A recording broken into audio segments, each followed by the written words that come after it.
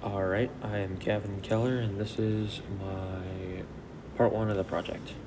Hello, today we will be talking about The Crucible, a play about the Salem witch trials and the Salem witch trials themselves. We are going to go into detail a little bit, but mostly just talk about the main differences and similarities between the play and the historical events. First, we will be talking about the similarities between the two. The main similarities being there is very little evidence to support witchcraft, false accusations of witchcraft, and reactions to the accusations by different people. As far as the false accusations go, the main accusations talked about in the play are Sarah Good, Sarah Osborne, Tituba, Rebecca Nurse, Giles Corey, and the Proctors. Another truth was that many were accused because of their class, families, or race. An example of this was Tituba for her race or Sarah Good due to her poor social class. When it came time to carry out the hangings, in the play, Proctors and the others began reciting the Lord's Prayer, but were cut short by the proceedings. While this is sort of true, it was Burroughs who recited the Lord's Prayer, not Proctor, and he was allowed to finish the prayer.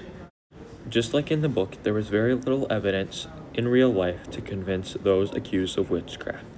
It started off with the girls just doing it for attention, however others were quick to confess and accuse others to save themselves. This didn't end well, as it started a spiderweb effect of accusations. Proctor did really question the validity of the evidence and openly opposed the court in real life, as he did in the play. With concern for the accusations, the Crucible got this one pretty good. While many confessed to witchcraft they didn't commit, others still claimed innocence until the end. Elizabeth Proctor, as we saw in the play, was pregnant and therefore granted her life for a year until she could give birth to the baby. Most people who were accused, however, didn't confess to witchcraft died. Burroughs and John Proctor are a few. Any of the others confessed and accused others to save themselves. However, the play got these people right for the most part, except for the drama included with the accusations. Now we are going to shift the focus to more on the differences between the Crucible and the true events of the Salem witch trials.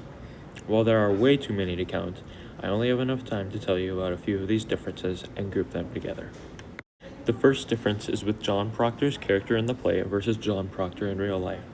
In the play, he is portrayed as a farmer in his 30s, however, he was actually a 60-year-old tavern keeper.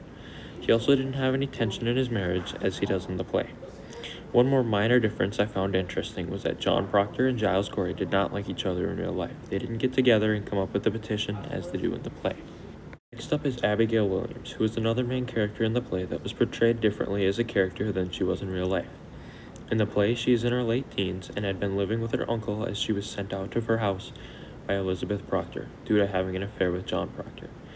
In real life, however, Abigail was an 11-year-old child who never even knew John Proctor. It was added to the play for an extra storyline. She also didn't start the hysteria as she did in the play. She and other girls had been playing with strange household objects in different ways than anyone had ever seen before. About the same time, people started having fits, and witchcraft was born. So instead of a 17-year-old girl accusing and getting people executed, she was actually 11. With the court in the play versus the court in real life, there were some key differences, likely added by Miller to create true antagonists. For example, Danforth didn't actually have any more power than the other judges in real life, and didn't take over quite as much as he is portrayed to in the play. Another key difference was that those of whom were accusing others in real life often didn't even know who the people they were accusing were, and there wasn't an end goal that we know of in real life, such as secretly wanting somebody's husband or wanting somebody else's land. The final main difference pertains to who is accused.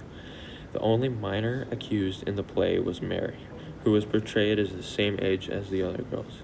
In truth, however, there were many small children, even pets, that were convicted and later condemned to performing witchcraft. In conclusion, there were many similarities and differences between the play, The Crucible, and the true events that happened in the Salem witch hunts of the 1600s. Hopefully you learned something today. Thank you for watching. Bye.